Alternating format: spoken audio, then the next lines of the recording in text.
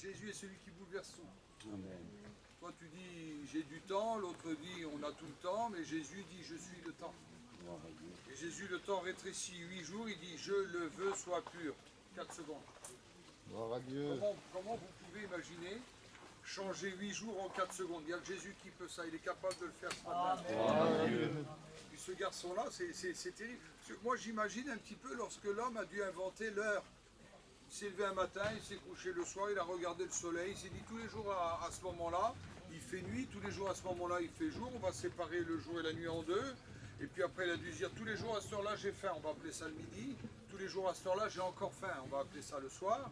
Et puis tous les jours, il y a le crépuscule, tous les jours, il y a l'aurore. Et puis l'homme a commencé à faire quelque chose. Il a pris un petit bâton, il a fait un dessin par terre, il a fait un rond. Il a séparé le jour et la nuit, il a séparé les heures, le moment, et au bout d'un moment, il a planté un bâton au milieu, et puis il a vu que l'ombre, tous les jours, elle tombait à peu près au même temps, et je ne sais pas combien de temps ça demandait, mais l'homme a dû dire pendant un moment, aïe, j'ai l'heure. Aïe, j'ai l'heure. Quelle fierté pour nous. Malheur. Et j'imagine Dieu dans sa grâce, dans son amour, regardant l'homme faire ça. T'as l'heure, toi? Oui, moi j'ai le temps. Gloire à Je Dieu. suis le temps. Notez, Seigneur. Et nous, on se limite avec nos heures, nos minutes, nos mois, nos années, nos dizaines d'années. Puis on s'aperçoit quand on a 50 ans, ça a été un coup de fusil. On regarde derrière nous, on dit c'est pas possible. Les enfants sont grands, les petits-enfants courent de tous les côtés. Et puis on fait ça, on dit c'est oui, je suis vieux. Il me reste très peu de temps. Et la Bible nous dit qu'il faut racheter le temps. Jésus raccourcit le temps. Toute ta misère que tu as fait pendant des années, Jésus te dit moi je le veux, sois pur. Gloire à Dieu. Ça c'est bon, hein, on est à Capernaum. C'est en face. C'est juste en face ici. Je ne sais pas ce qui se passe, mais une chose est sûre, c'est que ce garçon-là, il rentre chez lui purifié, totalement purifié. Jésus a posé sa main. C'est bon. Amen. Ça a demandé 5 secondes. Jésus rentre ici. Il rentre, il va à la synagogue parce que c'était un homme de prière. C'était la prière, lui. Lorsqu'il enseigne aux autres, il dit lorsque vous priez, multipliez pas les paroles vaines, mais lorsque vous prierez, vous invoquerez votre Père qui est aux cieux. Gloire à Dieu. Jésus nous apprend à prier. Il dit comment il faut faire pour prier. Et moi, je veux apprendre. Jésus rentre dans la synagogue, il y a un garçon qui est là, il a l'apparence de tous les garçons, mais il a une main qui a un problème, elle est sèche. Jésus ne lui dit pas de faire un protocole, il ne dit pas fais comme ci, fais comme là, il dit montre ton infirmité. Mais moi j'ai honte de montrer mon infirmité. Il avait une main qui avait l'apparence de toutes les autres mains, mais elle n'était pas normale. Elle avait l'apparence d'une main normale, mais elle n'était pas normale, elle était sèche. Et il y a des vies qui sont comme ça parmi nous, ils ont une belle apparence, un beau sourire. Le matin, tu as un beau sourire, tu es même beau de figure. Mais en dedans, tu es malade. En dedans, tu es sec. En dedans, tu as une amertume qu'on on peut pas comprendre. Jésus lui dit, montre ton infirmité. Ce garçon-là montre sa main. À partir du moment où il montre sa main, il est en train d'exposer, non pas aux yeux de tous, mais il est en train d'exposer à Jésus, voilà, j'ai rien caché devant toi, regarde ma main. Et il se passe quelque chose, un processus, c'est que les vitamines reviennent dans la main. Le sang revient circuler, les nerfs se remettent en route, une minute après. La main, elle est comme les autres. Gloire à Dieu. Gloire à Dieu. Il peut parler, il peut applaudir, il peut ressentir des choses. Mais ça, il n'y a que Jésus qui peut agir comme ça dans une vie. Il y a des vies qui sont tellement sèches. Vous avez vu, des fois, j'ai pris une semaine de médicaments. Là, la nuit, j'avais la bouche, on aurait dit que j'avais du gravier dedans. La semaine dernière, j'ai eu du mal à prêcher toute la semaine parce que j'arrivais pas à respirer tellement que c'était sec. Yeah. Vous comprenez ça? Jésus vient, il vient poser quelque chose de bon, d'humide. Et c'est ce qu'on appelle la vie. Il sort de la synagogue, il veut aller chez Pierre, il arrive chez la belle-mère, elle est malade, on en a parlé tout de suite. Et puis il se passe une journée comme les autres, c'est enseignement, miracle, compassion, amour. Il est continué, c'est ses journées à lui, il passe pas d'autre temps que ça. C'est amour, compassion. Il y a un garçon en face, il a besoin de la grâce de Dieu, on en a parlé hier. Jésus dit passons de l'autre bord, on en a parlé, on traverse le lac, la tempête se met à agir, les vents contraires, l'eau rentre dans le bateau, Jésus se lève, silence, tais-toi, et tout s'apaise. Qu'est-ce que c'est beau? Tout s'apaise. Jésus revient, il met beaucoup moins de temps pour revenir. La Bible nous dit qu'il revenait chez lui à la maison. Alors je ne sais pas aller où. Je ne sais pas, peut-être là, mais c'est le village de Jésus. Peut-être ici sous l'arbre, j'en sais rien. Une chose est sûre, c'est qu'il rentre chez lui. Lorsqu'il rentre chez lui, c'est toujours pareil, enseignement, miracle, compassion, amour, c'est Jésus. Amen. Il arrive chez lui, commence à rentrer, puis là, il y a plein de gens chez lui. Alors Jésus, on ne peut pas se reposer quand on a des gens chez nous. Et puis c'est une petite maison simple, il fait de l'ombre, c'est agréable.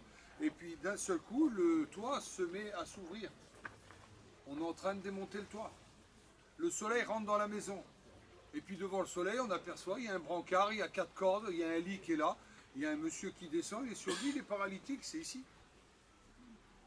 Les hommes sont venus l'emmener, la fenêtre, il n'y avait pas de place, la porte non plus.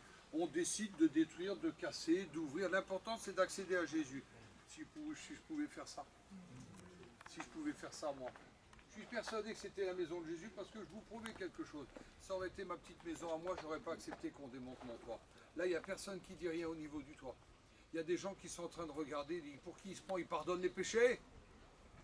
Parce que Jésus ne parle pas de guérison, il dit, va, tes péchés sont pardonnés. Il ne parle pas de guérison du corps. Tes péchés sont pardonnés, mais il dit, pour qui il se prend?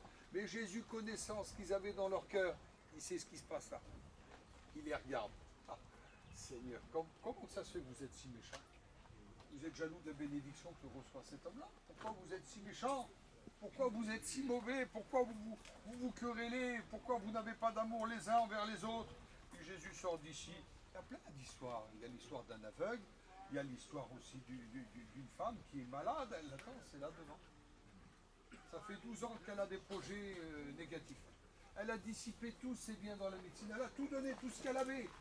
Elle a tout donné, 12 ans de projets négatifs. C'est long, 12 ans. Des fois, toi, ça fait 12 jours que tu passes par un souci, tu te laisses prendre. Mais là, c'est 12 années de projets négatifs. Elle a tout donné, puis elle dit là, je vais mourir. Puis elle entend parler qu'il passe par là. C'est bon de laisser passer Jésus dans notre vie. Amen. Et même s'il ne passe pas dans notre vie, elle entend parler, Jésus passe dans la région.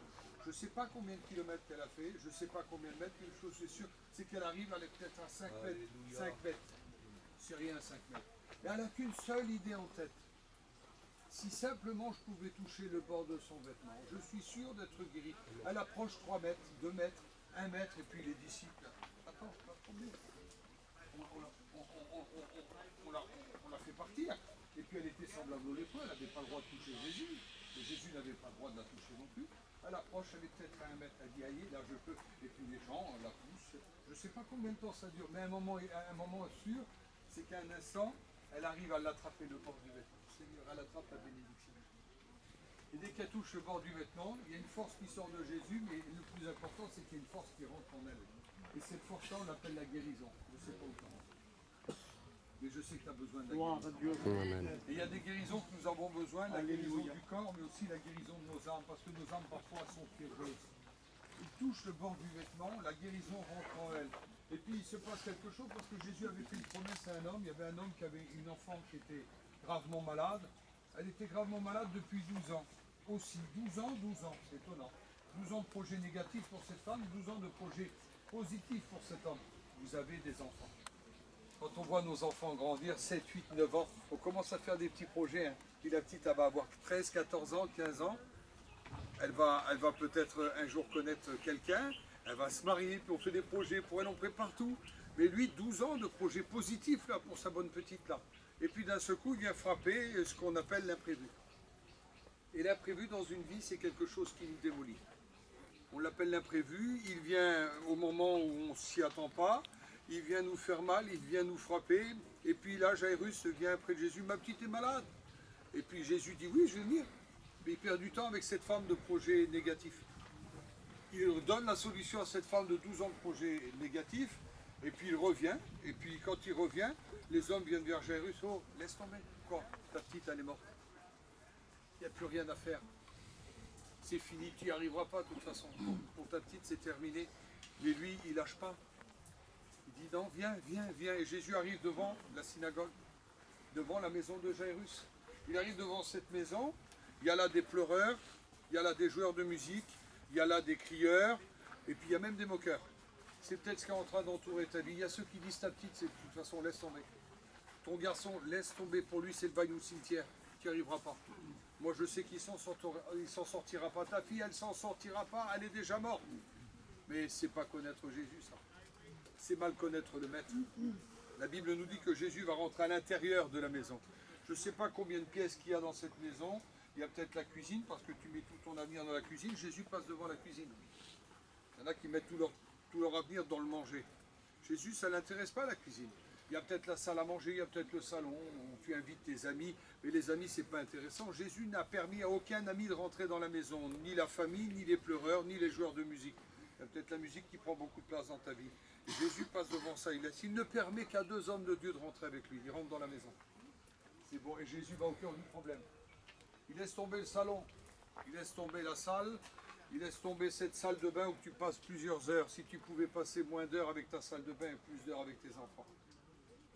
Jairus avait négligé peut-être ça. Je te dis ça en passant, c'est pas un message subliminal que je suis en train d'envoyer, c'est pas une prophétie. J'ai des oreilles pour entendre et j'ai des yeux pour voir. Combien de temps on passe devant la glace à essayer d'affiler notre ce qui paraît, alors que Dieu veut que nous lavions l'intérieur. Dieu veut que nous maquillions l'intérieur. Jésus passe devant peut-être la salle de la toilette et puis il laisse ça tomber parce que Jésus ça ne l'intéresse pas. Au fond là-bas il y a une chambre. Il y a une fille qui a 12 ans, elle est allongée, elle est morte, elle est sans vie. Jésus s'approche, il regarde les parents qui sont là. Ne me parlez pas de la mère, je ne sais même pas où elle est, la femme de Jairus. Elle n'a pas de nom, je ne sais pas où elle est, mais elle n'est pas là. Elle est peut-être en miettes dans un coin, elle est en mitraille. Parce qu'on ne peut pas faire pire. On ne peut pas faire pire. Jésus arrive dans cet endroit-là. La fille est allongée, 12 ans, quel spectacle négatif. Quelle chose attristante. Mais Jésus, il est la vie.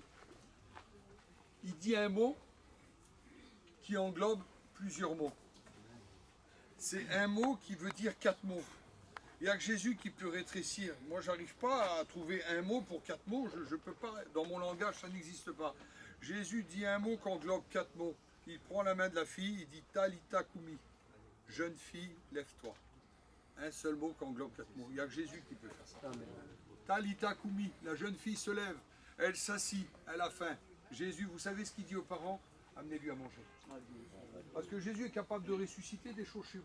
Il y a des choses que vous croyez que ça ne pourra jamais revenir à la vie. Jésus est capable de ressusciter des choses chez vous. Mais il va vous dire à vous, après, c'est à toi de donner à manger. Hein. C'est à toi de donner à manger, c'est à toi de nourrir. Ne crois pas que les serviteurs vont faire toujours le travail. Ne crois pas que les pasteurs vont faire toujours le travail. Ne crois pas que je serai toujours là. Jésus dit, on va la relever, mais toi, tu vas donner à manger. C'est toi qui vas leur apporter à manger. Puis la parole de Dieu nous dit que cette jeune fille va être nourrie. C'est sûr qu'elle va mourir un jour, peut-être 20 ans, 30 ans, 40 ans après. Mais pour l'instant, Jésus a fait le miracle dans ce foyer-là. Et le miracle qu'il a fait dans ce foyer-là, il est capable de le faire dans ton foyer aussi. Amen. On ne peut pas faire pire. Donc il y a des hommes qui ont été guéris, il y a des hommes qui ont été guéris de cécité. Tous les miracles se sont produits ici à Capernaum. On pourrait passer la journée, il se passe encore beaucoup de choses. Et on ne peut pas expliquer tout ce qui s'est passé autour. Pour rentrer ici, il fallait payer. Il fallait payer pour rentrer ici. Il y avait Pierre qui était là. Jésus s'approche et dit, vas-y, ce que tu as dans ta poche là. Parce qu'il avait gardé ses outils, c'était un pêcheur. Il avait toujours une petite ligne qui était faite. Va pêcher un poisson. La parole de Dieu nous dit que Pierre va pêcher un poisson. Il fallait payer le droit de rentrer. Il pêche un poisson et quand il prend le poisson devant sa bouche, il y a de quoi payer le passage. Ne crois pas qu'il n'y arrivera pas. Dieu nourrit les oiseaux du ciel. Dieu nourrit les oiseaux du ciel. Tu crois qu'il ne va pas te nourrir? Et c'est à toi de lâcher, c'est à toi d'abandonner, c'est à toi de faire confiance.